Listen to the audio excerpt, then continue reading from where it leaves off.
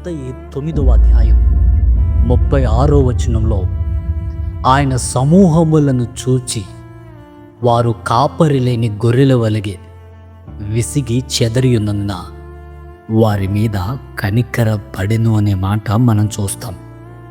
When Jesus saw the multitude, he was moved with compassion.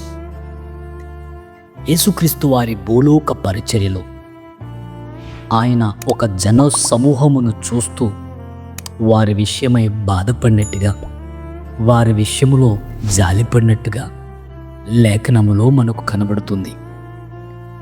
దానికి కారణం వారు కాపరిలేని గొర్రెలుగా చెదరిని జీవితాలు. వారిని చూసినప్పుడు యేసయ్యకు జాలి కలిగింది.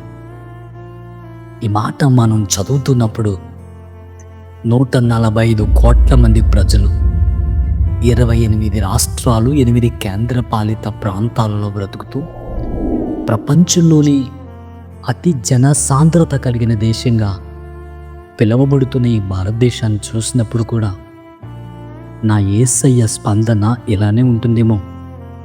ఈ దేశ ప్రజలు నిజమైన కాపరిని ఎరుగక సత్యదేవునికి దూరంగా అబద్ధపు అజ్ఞానంలో బ్రతుకుతున్న ఈ నా భారతదేశ ప్రజల పరిస్థితిని చూసినప్పుడు నా యేసయ్య స్పందన ఇలానే ఉంటుందేమో. ఈ మాటలు వింటున్న దేవుని సంగమా, ప్రియ దైవ సేవకులారా, సోదరి సహోదరులారా, ఈ దేశం కొరకు, ఈ దేశ ప్రజల రక్షణ కొరకు భారం కలిగిన వ్యక్తులం మనం కావాలి. ఈ దేశ ప్రజలు సత్య దేవుని వైపుకు తిరిగే ఆ రోజు కొరకు మనం కనిపెట్టుకోవాలి. యేసయ్యని ఈ దేశానికి పరిచయం చేసి నిజమైన దేవుని వెలుగులోకి ఈ దేశ ప్రజలను నడిపించే బాధ్యత ప్రతి క్రైస్తవుడిగా నీ మీద, నా మీద ఉన్నది. కనుక ఈ ప్రత్యేకమైన సందర్భాన మిషన్స్ కాన్ఫరెన్స్ అనే ఒక అద్భుతమైన కాన్ఫరెన్స్ని అనేక ప్రాంతాలలో, అనేక రాష్ట్రాల్లో నిర్వహిస్తున్న ఈ కాన్ఫరెన్స్ని ఇప్పుడు మన మధ్యలోనే కొవ్వూరు పట్టణంలో నియో కాన్సెప్ట్ చర్చ్ గోదావరి గట్టున మేము ఏర్పాటు చేయడం జరిగింది. ఈ నెల 22వ తారీఖు ఉదయం 10 గంటలకి ఈ కాన్ఫరెన్స్ నిర్వహిస్తున్నాం. దైవ సేవకులు ఎల్కే మృత్యుంజయ గారు హైదరాబాద్ మహాపట్టణం నుండి ఈ ప్రాంతానికైనా రాబోతూ ఉన్నాడు. సువార్త యొక్క విశిష్టత, ఆత్మల సంపాదన యొక్క ప్రాముఖ్యత, దేశ రక్షణ, దేశ ప్రజలందరికీ యేసును గూర్చిన పరిచయం చేయాల్సినటువంటి విలువైన విషయాలు దైవ సేవకుని ద్వారా దేవుడు మనందరితో మాట్లాడబోతూ ఉన్నాడు. మీరు మీ సంఘములో ఉన్నటువంటి మీ యవన సోదరి సహోదరులను ఈ ప్రత్యేకమైన కాన్ఫరెన్స్కి ప్రేమతో నేను మిమ్మల్ని ఆహ్వానిస్తున్నాను. రండి, ఈ కడవరి దినాలలో దేవుని మనసెరిగిన సేవ చేద్దాం.